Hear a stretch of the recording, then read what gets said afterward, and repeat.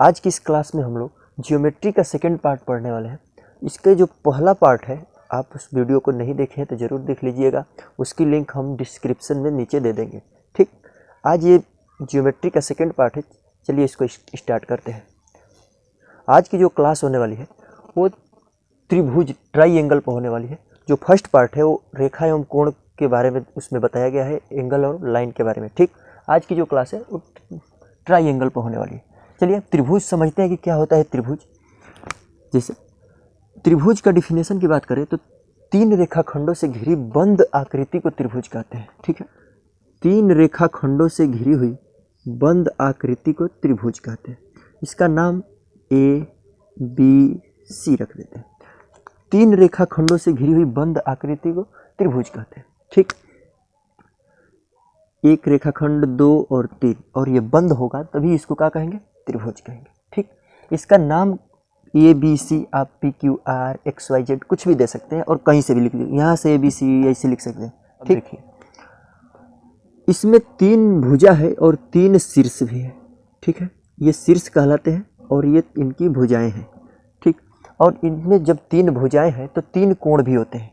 एक कोण ये और ये तीन कोण है और इन कोणों को त्रिभुज का अंतः कोण कहते हैं। अंतः कोण कहते हैं इनको, त्रिभुज का अंतः कोण कहते हैं, इंटीरियर एंगल। और सभी कोई भी त्रिभुज हो उनका interior angle, total interior angle 180 अंश का होता है। अंतः कोणों का योग कितना होता है, 180। इसको और इसको जोड़ेंगे तो 180 होना चाहिए। ठीक है, आप अंतः कोण समझे होंगे कि अंतः कोण क्या होता है, कि त्रिभुज के अंदर जो भी कोण बना होता है उसे अंतः कोण कहते हैं। और अंतः कोण का टोटल योग 180 अंश होता है। जैसे यहाँ 60 अंश ले लेंगे और यहाँ भी 60, यहाँ भी 60, तो ये टोटल इनका योग कितना होना चाहिए, 180। ठीक है, आप कोई भी कोण ले सकते हैं। ठीक, अंतः कोण समझे होंगे तो समझते हैं कि बाह्य कोण क्या होता है, एक्सटीरियर एंगल, बाह्य कोण। देखिए एक भुजा को आगे तक बढ़ा दिया जाए, ठीक, और इस साइड को भी आगे बढ़ा दिया जाए और इसको भी आगे बढ़ा दिया जाए, तो यहाँ जो कोण बन रहा है इसको बोलते हैं बाह्य कोण। इसको क्या बोलेंगे, बाह्य कोण। यहाँ जो कोण बन रहा है इसको बोलेंगे बाह्य कोण, और यहाँ जो कोण बन रहा है इसको भी बोलेंगे बाह्य कोण। ठीक, अब समझते हैं कि यहाँ जो कोण मान लेते हैं कि ये 60-60 का है, सभी कोण कितने कितने का है, 60-60 का। बाह्य कोण में आप समझे होंगे कि एक सीधी रेखा पर 180 अंश का कोण बनता है, स्ट्रेट लाइन पर 180 का एंगल बनता है। ठीक, तो वैसे ही यहाँ एक सीधी रेखा है, इस पर भी 180 अंश का कोण बनेगा टोटल है। इस टोटल में से 60 अंश ये है तो ये कितना होगा, 120। इस टोटल में से इस 60 अंश है तो ये भी कितना होगा, 120, और ये 60 तो ये भी 120। अब देखिए बाह्य कोणों का योग कितना होता है, तो 120 और 120 और ये भी 120, तीनों को जोड़ देंगे, 120 प्लस 120 प्लस 120। तो किसी भी त्रिभुज के लिए बाह्य कोणों का योग जोड़ेंगे इसको तो 360 हो जाएगा। इतनी बात क्लियर हो गई कि अंतः कोण का योग 180 अंश होता है और बाह्य कोणों का योग 360 अंश होता है, या किसी भी त्रिभुज के लिए। देखिए आप कहेंगे कि यहाँ 60-60 ले लिए, हम इसको चेंज कर देते हैं, अब दूसरा कोई एक त्रिभुज लेते हैं, अच्छी तरह से समझते हैं उस पर भी। जरूरी नहीं कि वहाँ 60-60 ही होगा, आप कोई भी कोण ले सकते हैं। ठीक, जैसे एक और त्रिभुज लेते हैं, यहाँ मान लेते हैं कि 100 डिग्री का है एंगल। ठीक, और ये है 50 का, तो ये कितना का होगा, 30 का होगा। टोटल इंटीरियर एंगल माने अंतः कोण कितना होना चाहिए, 180 अंश का होना चाहिए। ठीक, अब इसको आगे बढ़ाते हैं तो इसका जो सिरा है यहाँ पे एक्सटीरियर एंगल माने बाह्य कोण कितना होगा, ये 50 का है तो 180 में से 50 घटा देंगे तो ये कितना का बचेगा, 130 अंश का। ठीक है, अब देखिए इसको आगे बढ़ा देते हैं इसे, तो यहाँ कितना का बचे, यहाँ भी 180 का कोण बनना चाहिए, तो 30 है तो यहाँ कितना का होगा, 150 का। समझे होंगे, यहाँ कितना का होगा, 100 का है तो ये 80 का होगा। अब यहाँ भी जोड़ते हैं, देखिए 150 और 130 और 80, 150, 130 और 80 जोड़ते हैं। ठीक है, 150 और 130, 280 और 280 और 80 360। तो क्लियर हो गया होगा कि त्रिभुज का बाह्य कोणों का योग 360 होता है और अंतः कोणों का योग 180 होता है। इतनी बात क्लियर हो गई होगी आपको। तो चलते हैं कुछ और आगे समझते हैं। एक बात और समझ लेते हैं कि अंतः कोण और बाह्य कोणों का भी एक योग 180 अंश होता है। जैसे ये अंतः कोण है और इसका ये बाह्य कोण है, तो अंतः और बाह्य दोनों का योग 180 होता है। तो 150 और 30 180 होगा, यहाँ भी 130 और 50 180 होगा, यहाँ भी 180 का होगा। तो अंतः कोण और बाह्य कोणों का योग 180 अंश होता है। आगे समझते हैं कि त्रिभुज कितने प्रकार के होते हैं। ठीक है, त्रिभुज के प्रकार के बारे में समझते हैं कि त्रिभुज कितने प्रकार के होते हैं। बात करें कोण के आधार पर त्रिभुज को और एक भुजा के आधार पर त्रिभुज, तो भुजा के आधार पर भी त्रिभुज 3 प्रकार के होते हैं और कोण के आधार पर भी त्रिभुज 3 प्रकार के होते हैं। एक त्रिभुज होता है समद्विबाहु समकोण त्रिभुज, वो एक अलग सा त्रिभुज होता है। अब 3 और 3 6 ये 7 प्रकार के होते हैं त्रिभुज।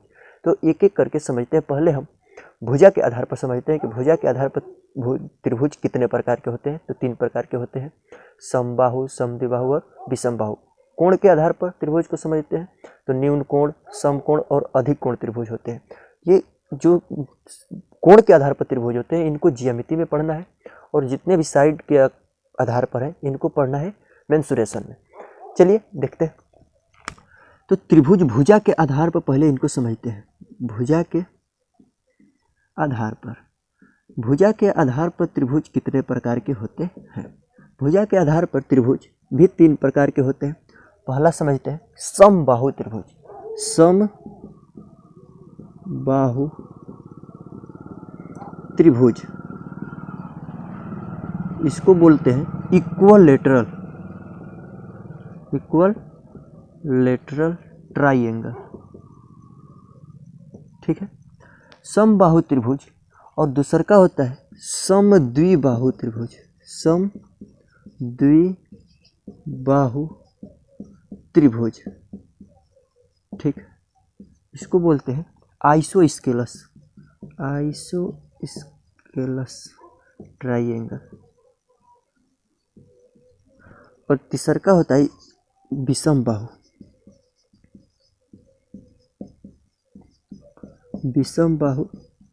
त्रिभुज, स्क्लेन ट्राइंगल। तो समझे होंगे कि समबाहु, समद्विबाहु और विषमबाहु त्रिभुज भुजा के आधार पर होते हैं। इनके बारे में एक एक करके समझते हैं कि समबाहु त्रिभुज क्या होता है। वह त्रिभुज जिसकी सभी भुजाएं बराबर हो उसे समबाहु त्रिभुज कहते हैं। सम मतलब बराबर, अब बाहु मतलब भुजा। वह त्रिभुज जिसकी सभी भुजाएं माने तीनों भुजाएं बराबर हो उसे समबाहु त्रिभुज कहते हैं। जैसे एक त्रिभुज लेते हैं, ये त्रिभुज ABC। अगर ये भुजा और ये भुजा और ये भुजा तीनों आपस में बराबर होंगे तो उस त्रिभुज को समबाहु त्रिभुज कहते हैं। इसके प्रत्येक कोण 60-60 अंश के होते हैं। समबाहु त्रिभुज के प्रत्येक अंतः कोण कितने के होते हैं? 60-60 अंश के होते हैं। तो समबाहु त्रिभुज समझ गए होंगे। अब समद्विबाहु के बारे में समझते हैं।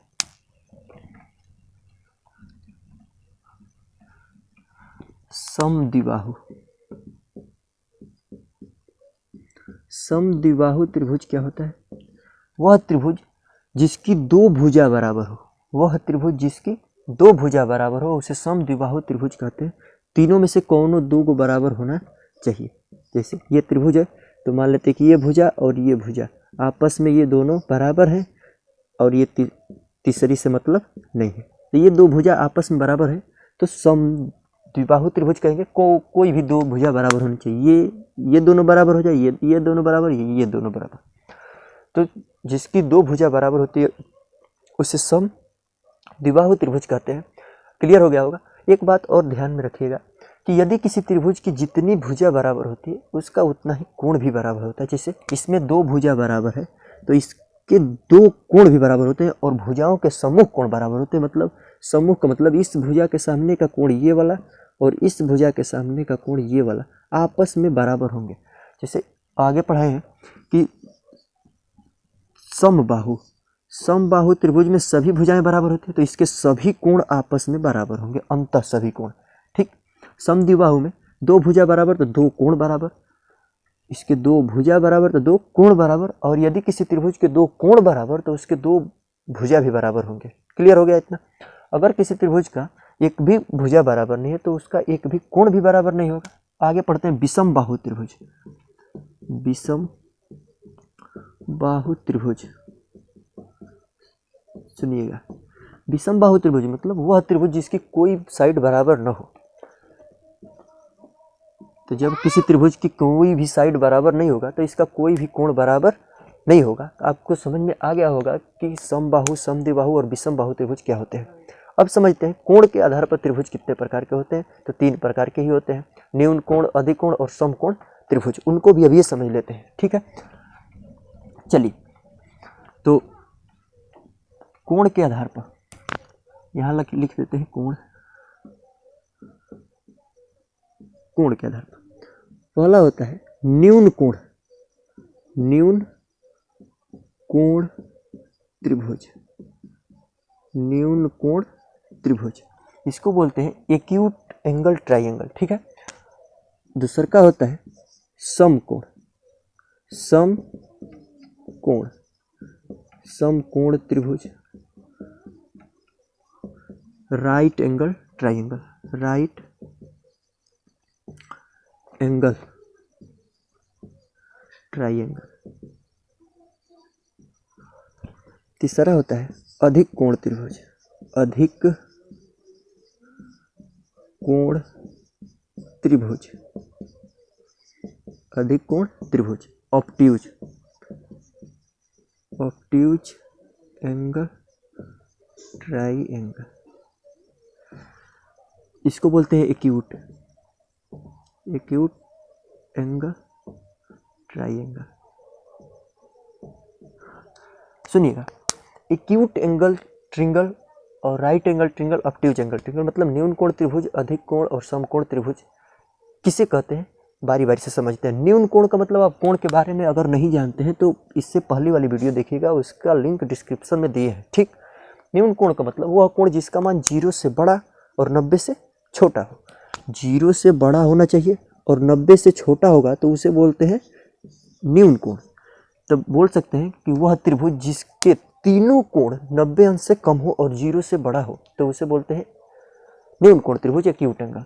समकोण का मतलब, समकोण को 90 अंश कहते हैं, राइट एंगल, वह त्रिभुज जिसका एक कोण समकोण हो उसे समकोण त्रिभुज कहते हैं। अधिक कोण, वह त्रिभुज जिसका एक कोण 90 से बड़ा और 180 से छोटा हो तो उसे बोलते हैं अधिक कोण त्रिभुज। बनाकर फिगर भी समझ लेते हैं अभी। चलिए, न्यून कोण की बात करते हैं तो वह त्रिभुज जिसके प्रत्येक कोण 90 से कम और 0 से बड़ा हो। देखिए, ये भी 90 से कम है, यह भी 90 से कम है और यह भी 90 से कम है। तो इसको समझ लेते हैं। ये मान लेते हैं कि 80 का है तो ये 50 का मान लेते हैं और इसको 30 का मान लेते हैं, तो हो जाएगा 180, नहीं हो पाएगा तो इसको मान लेते हैं। ये 50 का तो ये भी 50 का मान लेते हैं और ये 80 का, तो 50 50 100 और 100 80 180। तो त्रिभुज के अंतःकोण योग होता है 180, इसको ध्यान में रखना होगा। चलिए, ये बताए थे कि पीछे ये दो कोण आपस में बराबर है तो दो भुजा भी बराबर होगी, ये बात ध्यान में रखना होगा। क्लियर। तो यहाँ हमको न्यून कोण पढ़ना है तो प्रत्येक कोण 90 से कम है तो इसको न्यून कोण बोलेंगे, न्यून कोण त्रिभुज। ये न्यून कोण त्रिभुज भी होगा और दो कोण बराबर है तो इनकी दो भुजा भी बराबर होगी, तो यहाँ न्यून कोण भी बोल सकते हैं और समद्विबाहु भी बोल सकते हैं। समद्विबाहु, समद्विबाहु क्यों बोल रहे हैं? क्योंकि इनके दो कोण बराबर है तो इनकी दो भुजा भी इसके सम्मुख भुजा बराबर होगी, तो न्यून कोण भी है और समबाहु त्रिभुज भी है। एक और त्रिभुज लेते हैं। आप समझे होंगे कि न्यून कोण त्रिभुज क्या होता है कि 90 से बस तीनों एंगल कम होना चाहिए। आगे राइट एंगल समकोण त्रिभुज। देखिए, वह त्रिभुज जिसका एक कोण 90 अंश का हो, एक कोण 90 अंश का होगा तो उसे बोल देंगे राइट एंगल ट्राइंगल, मतलब समकोण त्रिभुज। क्लियर। अच्छा, आगे चलते हैं। अधिक कोण त्रिभुज क्या होता है? वह त्रिभुज जिसका एक कोण 90 से अधिक हो जाए, तो 90 से अधिक 180 से कम तो उसे बोलते हैं